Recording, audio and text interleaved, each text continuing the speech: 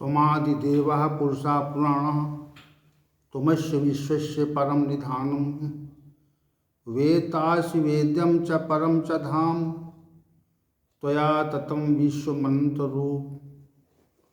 वायुर्मरुन्वर्णः शशाङ्कः प्रजापतिस्त्वं प्रपितामहस्य नमो नमस्तेस्तु सहस्रकृत्वा पुनश्च भूयोऽपि नमो नमस्ते।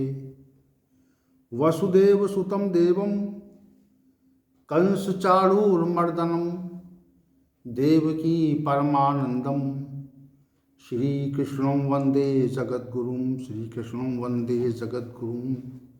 कृष्णाय वासुदेवाय हरे परमात्मने प्रणतक्लेशनाशाय गोविंदाय नमो नमः गोविंदाय नमो नमः।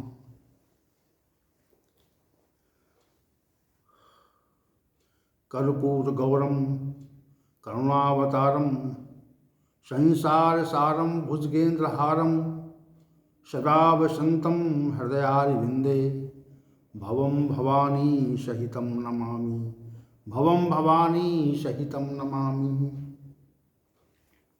भगवान श्री गोविंद की अतिशय कृपा और भगवान शंकर तथा माता पार्वती की अध्यक्षता में ये है भगवत गीता ज्ञान का सत्र निरंतर गति कर रहा है और हम सभी भगवत गीता के 13वें अध्याय पर विशेष चर्चा कर रहे हैं। तो आज की चर्चा में जो भी महान भाव उपस्थित हैं उन सभी महान भावों को भगवान श्री गोविंद और भगवान शंकर का आशीर्वाद, उनका अनुग्रह और मेरी ओर से सभी को सादर प्रणाम, सप्रेम अभिवादन। तो कल की जो चर्चा चली थी वह 13वें अध्याय के 12वें श्लोक पर केंद्रित थी, जिसके पूर्वार्ध अंश में जो गेयम यत गेयम जो पद थे, पहले पद थे, उन पे चर्चा कल केंद्रित हुई थी। और आज की जो चर्चा है वह 12वें श्लोक के शेष भाग पर हम केंद्रित करने का प्रयास करेंगे और जैसी फिर भगवान श्री गोविंद की अनुकंपा कृपा होगी वैसा व्याख्यान होगा। तो श्री भगवान ने कहा यत् ज्ञात्वा अमृतम अस्मते तत् प्रवक्ष्यामि। जो जानने के योग्य है, जो जानने के योग्य है, ये कल का विषय था। तो श्री भगवान ने कहा जो जानने के योग्य है और यत् ज्ञात्वा, जिसको जानकर, जिसको समझकर, जिसका अनुभव करके अमृतम अस्मते, अमृत प्राप्त हो जाता है, जिसको जानकर अमृत प्राप्त हो जाता है, उसको मैं वर्णित करूँगा। तत् प्रवक्ष्यामि, ये आज का विषय है कि जिसको जानकर मनुष्य जो साधक है वह अमृत को प्राप्त कर लेता है, उसको मैं कहूँगा, उसको मैं वर्णित करूँगा।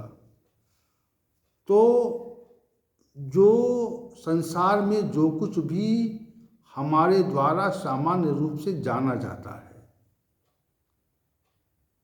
उससे हमको अमृत तत्व नहीं मिलता, ये विशेष बात है। उससे क्या मिलता है? हम जो कुछ भी प्रयत्नपूर्वक जान पाते हैं, संसार में प्रयत्नपूर्वक जो कुछ भी जान पाते हैं, उससे हमको संसार की वस्तुएं, धन संपत्ति संपदा इत्यादि और संसार की स्थितियां पद प्रतिष्ठा ऐश्वर्य इत्यादि, और संसार के भोग शब्द रूप स्पर्श गंध के नाम से जो संसार में भोग त्रिगुणीमयी माया के द्वारा फैला दिए गए हैं, वह इतना ही प्राप्त होता है। बस संसार के विषय जिसको हम जानते हैं, जिसके लिए प्रगतिशील होते हैं, जिस विषय को जानकर हम उस विषय का प्रयोग करके उपयोग करके उस विषय का उपयोग करके जो हम प्रगतिशील होते हैं, उसके परिणाम में हमको 3 चीज़ें प्राप्त होती हैं। एक वस्तु के रूप में धन और संपत्ति, स्थिति के रूप में पद प्रतिष्ठा और ऐश्वर्य, और भोगों के रूप में सांसारिक भोग शब्द रस रूप स्पर्श गंध के रूप में। इतना ही मिलता है। उससे श्री भगवान ने कहा उससे अमृत नहीं मिलता। तो तभी इस संसार का जो चक्र है, भाई अमृत मिलने से हम अमर हो जाते हैं, ये एक सामान्य अवधारणा है, सामान्य बात है कि हमें अमृत मिल जाए तो हमारी मृत्यु नहीं होती है, ऐसा सामान्य रूप से हम जानते हैं। तो अमृत मिलने पर हमारी मृत्यु नहीं होती है, तो मृत्यु किसकी होती है? जिसका जन्म होता है उसकी मृत्यु होती है। जन्म के पश्चात क्या है? जन्म का जो आत्यंतिक परिणाम है, जो अंतिम लक्ष्य है, जो अंतिम स्थिति है, वह मृत्यु है। और मृत्यु से कोई भी व्यक्ति जो है वह मुक्त नहीं है। हमारे साथ जो हम बैठे हुए हैं, या हम इस मृत्यु रूपी स्थिति से अपने को बचा नहीं सकते। वह मृत्यु आती है। श्री भगवान यहाँ पे कह रहे हैं नहीं, मृत्यु नहीं आएगी। अमृतम अश्नुते, यानी अमृत को प्राप्त कर लेते हैं। अब ये विशेष बात यहाँ हो गई कि हमने संसार में जो कुछ भी ज्ञान प्राप्त किया है उससे मृत्यु मिलती है अंत में। स्पष्ट बात हो गई। हम जो कुछ प्रयत्नपूर्वक प्राप्त करते हैं, चाहे हम इतना धन प्राप्त कर लें जिसकी सीमा न हो, असंख्य हो, चाहे बहुत बड़ी संपदा प्राप्त कर लें, चाहे कोई राज्य प्राप्त कर लें, चाहे इतना बड़ा ऐश्वर्य प्राप्त कर लें कि लोग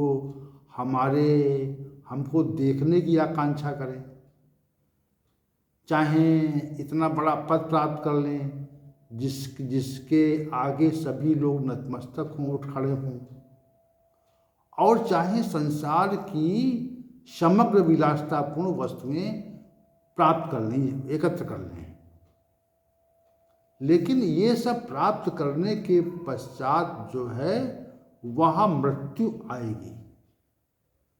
वह तत्व नहीं मिलेगा जिसको अमृत कहा जाता है, जिससे मृत्यु नहीं आती है।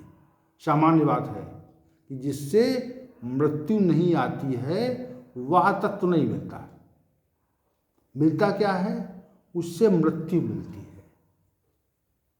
और हम सभी ने देखा, जितने भी हमारे प्राचीन काल में बड़े बड़े सम्राट हुए, जिनके पास धन भी था, संपत्ति भी थी, ऐश्वर्य भी था, प्रतिष्ठा भी थी, और सम्राट के रूप में उच्च पद भी था, और विलासतापूर्ण जीवन की असंख्य वस्तुएं एकत्र थी, परंतु वे अपने को मृत्यु से बचा नहीं सके, क्योंकि उनको वह ज्ञान नहीं प्राप्त हो पाया जिससे कि उन्हें अमृत मिलता। वह मृत्यु के पार चले जाते, ऐसा ज्ञान नहीं मिला उनको। तो यहाँ पर श्री भगवान का जो कथन विशेष है, जिसको जानकर अमृत मिलता है,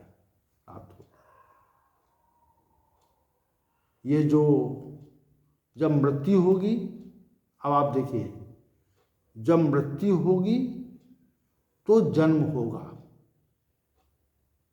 और जब जन्म होगा तो मृत्यु होगी। यह एक क्रम है, यह एक क्रम है। जन्म होगा, मृत्यु होगी, मृत्यु होगा, जन्म होगा।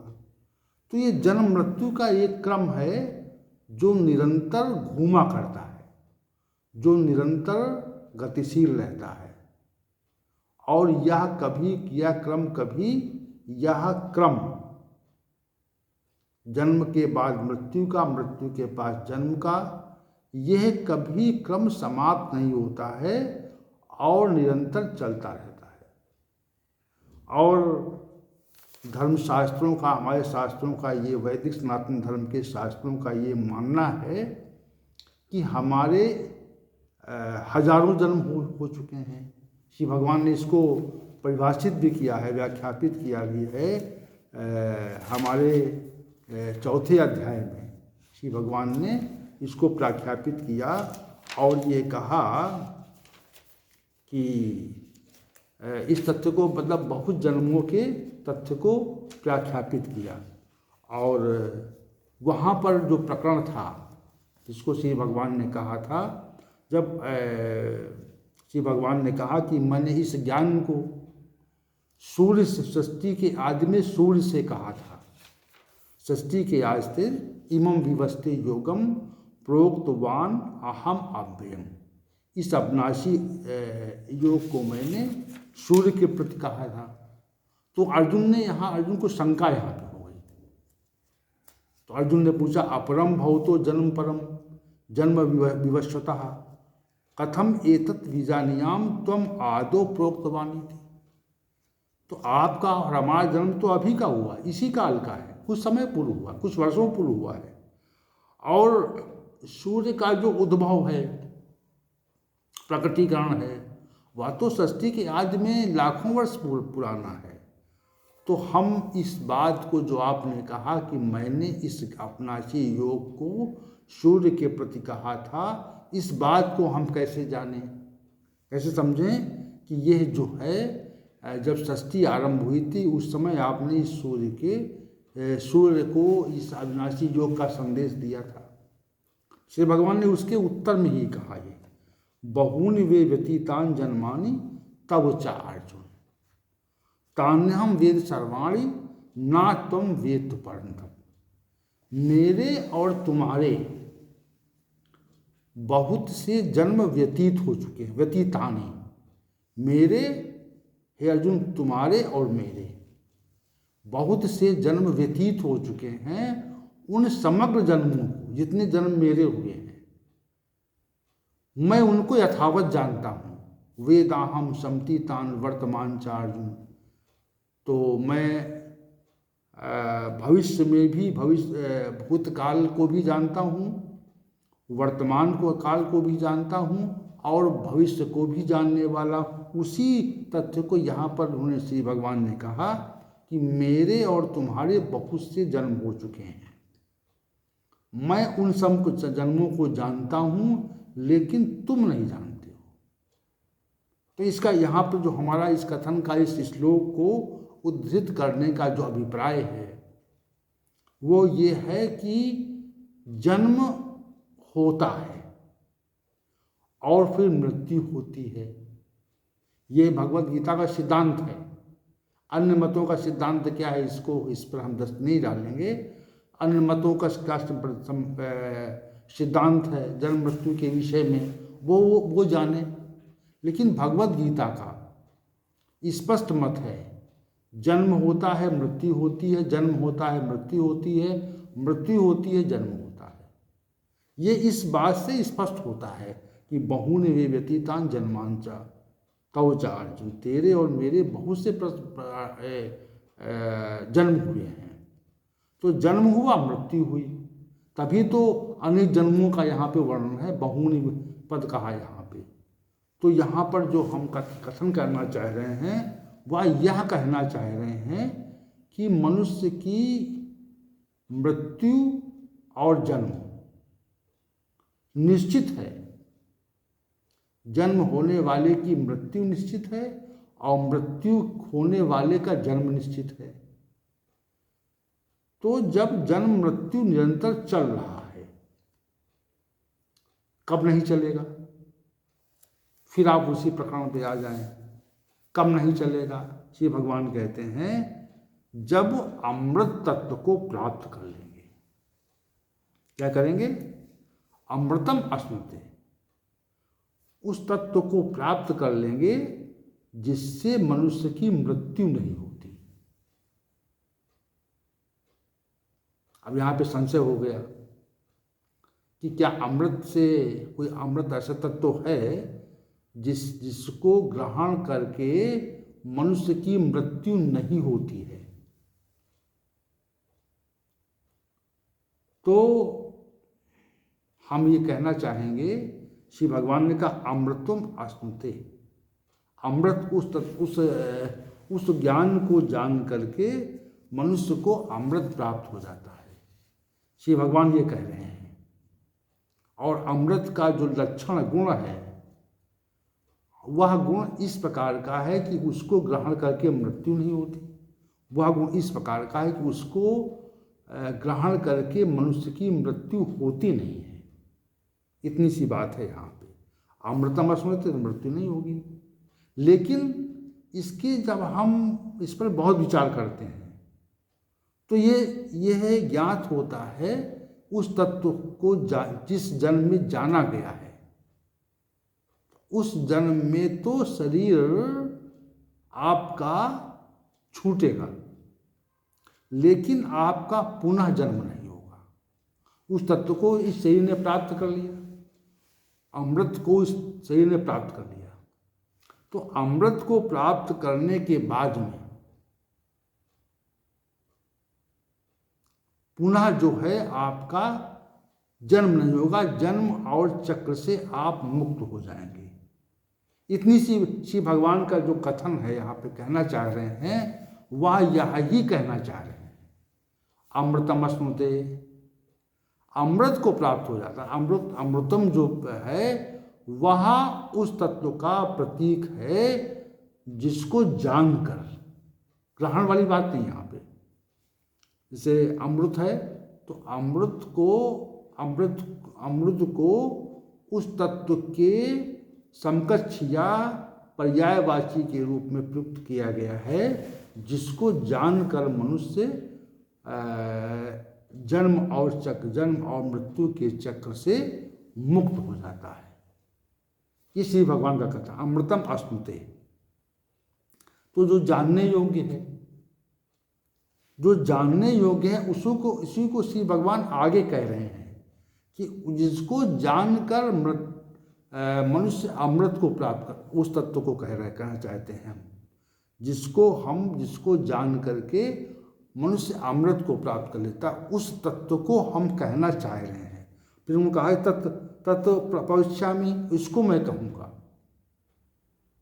तो जो अमृत के रूप में तत्व है जिसको जानना इस मानव जीवन का अभीष्ट है, उद्देश्य है, और उसी तत्व को श्री भगवान अब व्याख्यापित करना चाह रहे हैं। किसके पश्चात? ज्ञान के 20 साधनों के वर्णन के पश्चात। जिन ज्ञान के साधनों का श्री भगवान ने श्लोक संख्या 7 से और 11 तक निरूपण किया था। ज्ञान के साधन बताए थे वहाँ पर। तो ज्ञान के जिन साधनों का वर्णन कर दिया, आप ज्ञान के साधन बता दिए, लेकिन इन ज्ञान के साधनों के वर्णन के पश्चात ज्ञान के साधन से क्या मिलेगा, क्या प्राप्त होगा? भाई ज्ञान के किसी भी प्रक्रिया से कोई प्रक्रिया की जाती है, उसका अनुपालन किया जाता है, उसको क्रियान्वित किया जाता है, तो आपको मिलता क्या है? तो किसी प्रत्येक क्रिया के अनुपालन के पश्चात परिणाम में प्राप्त होता है। किसी भी प्रक्रिया के अनुपालन के पश्चात परिणाम मिलता है। तो परिणाम के रूप में ज्ञान यानी प्रक्रिया तो बताई, ज्ञान की प्रक्रिया बताई, ज्ञान के साधनों का विशेष वर्णन श्री भगवान ने 7वें से 11वें अध्याय तक कर दिया। अब उसका परिणाम क्या होगा? परिणाम क्या होगा? जिसको जो जानने योग्य है वो तत्व, वह परम तत्व जो जानने योग्य है।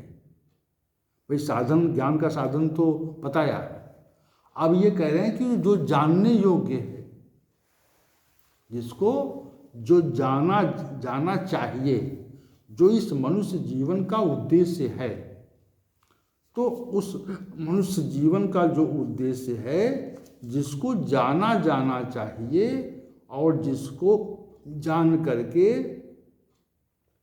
मनुष्य को अमृत मिलता है, उसको मैं कहना चाह रहा हूँ। उस तत्व को हम व्याख्यापित करना चाहते हैं। अब यहाँ पे एक चीज़ और है, वह तत्व कहाँ है? अमृत कहाँ है? अमृत के रूप में किस बात को कहना चाह रहे हैं? जैसे कहते हैं कि हम सब अमर नहीं है, क्योंकि हमारे अंदर अमृत तो नहीं है। अमृत रूपी तत्व को हमने ग्रहण नहीं किया है, वह हमारे लिए दुर्लभ है। तो जो अमृत रूपी तत्व दुर्लभ है, इसलिए हम अमर नहीं हैं। अमर होने का अभिप्राय ये है कि हम तीनों कालों में नहीं हैं। भविष्य में हमारा, भूतकाल में हमारा शरीर नहीं था, भविष्य में ये शरीर नहीं रहने वाला है, वर्तमान में हम दिख रहे हैं। ये शरीर जो था भूतकाल में नहीं था, जन्म के पहले नहीं था और मृत्यु के पश्चात भी नहीं रहेगा। लेकिन जो सत्ता इस तथ्य से परे है, जो सत्ता इस तथ्य से परे है, वह भविष्य भूतकाल में सृष्टि आरंभ होने के पश्चात और सृष्टि आरंभ न होने के पहले, पूर्व भी वह सत्ता थी। सृष्टि चल रही है तब भी वह सत्ता है, और सृष्टि आगे चलेगी उसमें भी वह सत्ता रहेगी। और सृष्टि जब समाप्त हो जाएगी, देखिए अलग अलग स्थितियां हैं। सृष्टि नहीं थी, नहीं चल रही थी, तो इस कल्प के पहले भी वह सत्ता थी। और सृष्टि आरंभ हुई तो भी वह सत्ता है।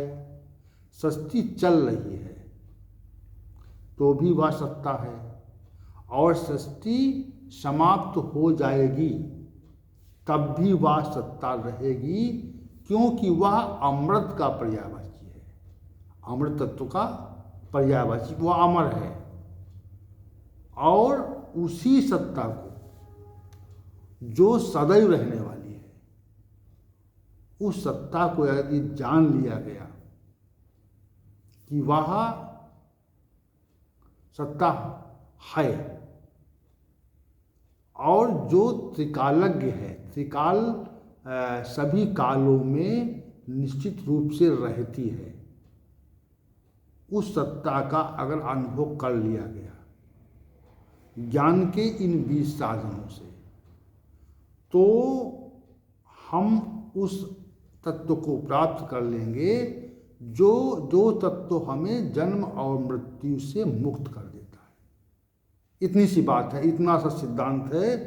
तो उस तत्व को श्री भगवान व्याख्यापित करना चाहते हैं। ये तत्प्रवक्ष्यामि पदों से उन्होंने कहा, तत्प्रवक्ष्यामि उसको कहना चाह रहे हैं श्री भगवान कि मैं कहना चाहता हूँ, उस अमृत तत्व को मैं कहना चाह रहा हूँ, जिस अमृत तत्व से इस जिससे मनुष्य अमर हो जाता है, वो जन्म और मृत्यु के चक्र से विमुक्त हो जाता है, उस तत्व को मैं कहना चाह रहा हूँ। अब कहने के बाद में ये जो पूर्वार्ध अंश है तो किस स्पष्ट हो गया कि जानने योग्य भी वही सत्ता है जो अमृत के पर्यायवाची के रूप में है। मनुष्य जीवन का उद्देश्य ही वही है, वह वही जानने योग्य है। अन्य जो कुछ हमने जाना है वह निरर्थक है, उसका कोई अर्थ नहीं है। सार्थकता इसी बात में है कि हम उस तत्व को जानें और जो वो जानने योग्य है, और उसको ही जान करके हम अमृत को प्राप्त कर लेते हैं और फिर जन्म और मृत्यु के चक्र से मुक्त हो जाते हैं। तो इसी बात को श्री भगवान अब 12वें श्लोक के उत्तरार्ध भाग से कहना आरंभ करते हैं। 12वां जो श्लोक है वहाँ के प्रथम जो पूर्वार्ध अंश था उसमें बताया क्या जानने योग्य है और उसको जानने से क्या होता है। उसी को श्री भगवान ने कहा तत्प्रवक्ष्यामि, मैं कहूँगा। तो अब जो है 12वें श्लोक के उत्तरार्ध भाग से श्री भगवान उस सत्ता को निरूपित करना चाह रहे हैं, उस सत्ता के विषय में कथन करना चाह रहे हैं। और ये उनका कथन जो है वह 18वें श्लोक तक निरंतर जारी रहता है। तो आज का जो सत्र है